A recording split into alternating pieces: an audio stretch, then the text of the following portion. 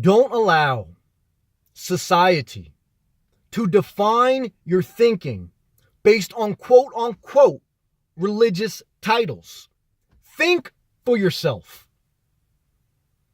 When I was brought up as a Christian to believe in Jesus Christ as my Savior and to accept the teachings of the Bible.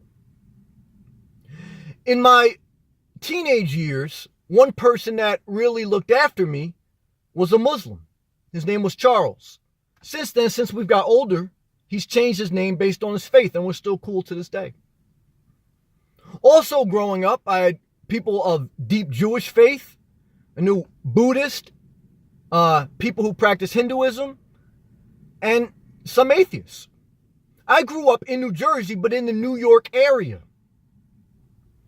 And the New York area is so popular. It's so much of a capital almost of the world. Not because anyone in New York or that area is better than anyone else, because they're not. Someone from New York or the New York area is not better than anyone in Alabama and not better than anyone in Afghanistan. The only reason New York is so well known is because of its diversity. It's because of its rich culture. Walk around, you see somebody in full Muslim garb.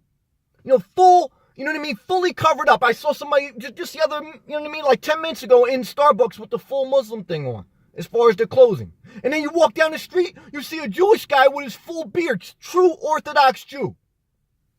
And then you go up the street and you see some guy you see a naked cowboy, you see some guy with no shirt on walking around in Times Square, collecting money to take a picture with him. You see a diversity of people from all over the world or with all different types of thinking. And there's good and bad in every one of those groups. Don't allow Donald Trump to define what a Muslim is based on ISIS.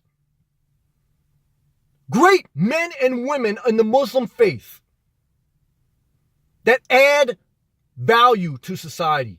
Great men and women of the Jewish faith that add tremendous value to society. Great men and women of the Buddhist faith that add tremendous value to society. Great men and women with no faith that add tremendous value to society. Don't allow anyone to define, based on religion, who someone is, or how you should think about them, or how you should think, period. There's assholes too in every group. Asshole Christians, asshole Muslims, asshole atheists, etc., etc. There is always a percentage of assholes. Can't get around it. And I'm not going to pander to you and say there is. But that's in every group. I'm making this video to document my life. I have had great relationships with people of all different types of quote-unquote religions, and some with no religion.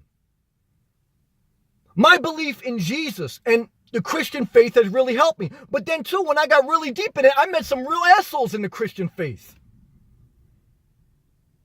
And I come to realize as I really got mature and I did studying, a lot of people that I grew up that they were Muslim, they believed like almost in the same thing. The difference was they didn't believe that Jesus was their savior, but they believed in a lot of his teachings. So there's a disagreement there. I'm not going to say there isn't, but at the end of the day, you associate yourself with someone based on how they treat you, how you treat them, and respecting them, letting them be themselves, and them letting you be you. Individuality. Because there's going to be people within your same quote-unquote religion that you don't fuck with. Like there's people in the Christian faith, I don't fuck with them, because we got nothing in common. We got a religion in common, but we don't really, like how we move in life, we have nothing in common. And there's people, that are Muslim that I don't fuck with. And it's not because they're religious, because I don't like how they move. There's people that are Jewish that I don't fuck with because I don't like how to... You know what I'm saying? It's not about one religion. And it's not about all atheists are right. That's why I don't believe in any religion, because all of them are assholes. No. Faith, not religion. Faith can teach you beautiful things in life. Science can teach you beautiful things in life.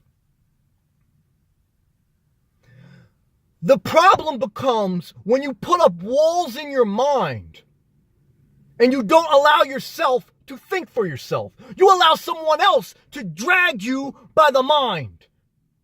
You allow Donald Trump, because he's so strong with his speaking, to drag you into his thinking. You allow Joel Osteen, because he's so pandery, to drag you into his enabling thinking.